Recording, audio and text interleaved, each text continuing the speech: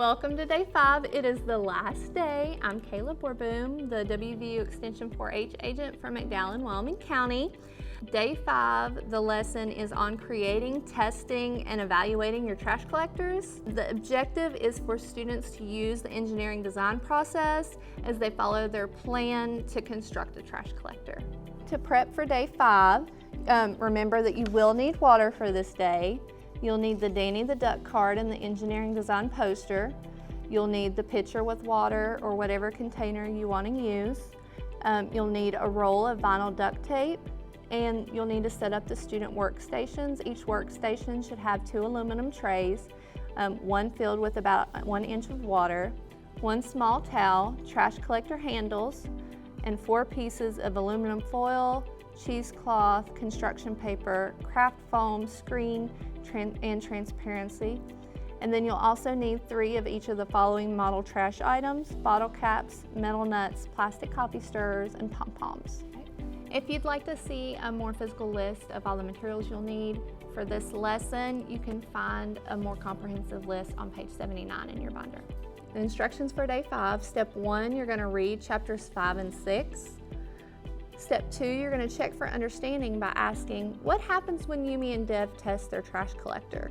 What does Dev say to help Yumi feel better? Step 3, you're going to invite a student volunteer to move Danny to the next step, which is create on the engineering design process poster. Step 4, you're going to let the students know that just like Yumi and Dev, they're going to be engineers and they're going to get to create their own trash collector. Step 5, have students review their plan page from the last lesson. Step 6, bring a model pond with trash items to the meeting area.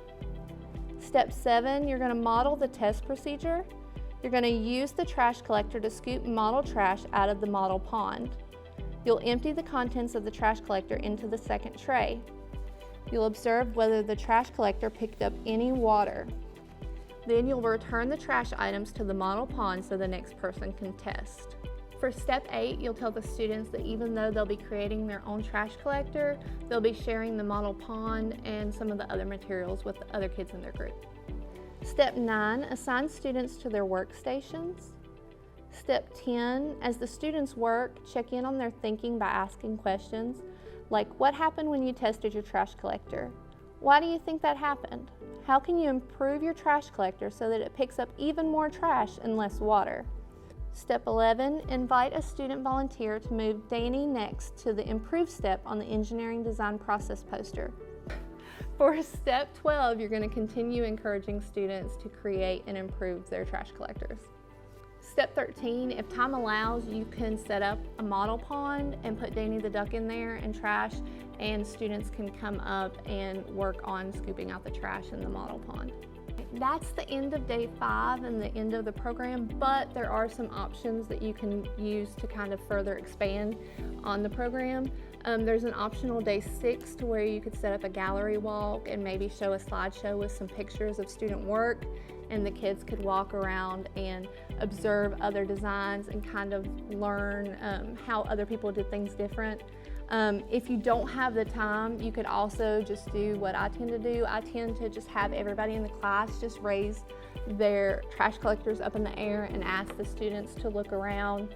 And I ask questions like, are any of the trash collectors exactly the same? Did all of you guys manage to pick up the trash?